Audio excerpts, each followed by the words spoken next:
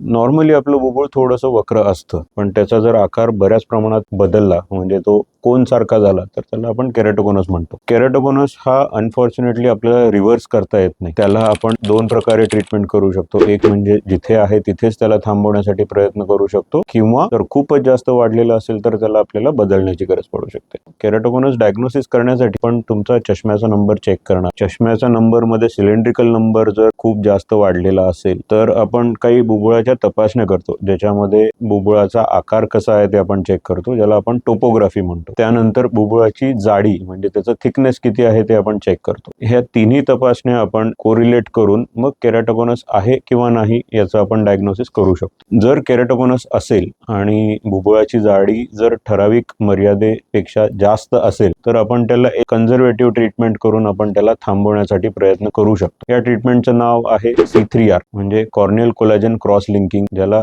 CXL देखील म्हणतात. या ट्रीटमेंटमध्ये आपण बुबुळावरती जो सगळ्यात वरचा थर असतो स्किन सारखा त्याला आपण काढतो आणि काही स्पेशल ड्रॉप्स असतात ते डोळ्यामध्ये टाकतो आणि एक अल्ट्राव्हायोलेट लाईट असतो त्याचं आपण फोकस डोळ्यावरती साधारणपणे 10 ते 15 मिनिटासाठी करतो, ज्याच्यामुळे बुबुळाचे जे आतमधले फायब्रिल्स आहेत त्याचे बॉन्ड्स जास्त घट्ट होण्यासाठी मदत होते आणि मग केराटोकोनसचं प्रोग्रेशन खूप प्रमाणात स्लो डाऊन होऊन जातं किंवा थांबून जातं. काही ड्रॉप्सही आपल्याला सुरू ठेवायला लागतात ऑपरेशनच्या नंतर साधारणपणे वर्षभर तरी, ज्याच्याने केराटोकोनस वाढण्याची शक्यता थोडीशी कमी राहते.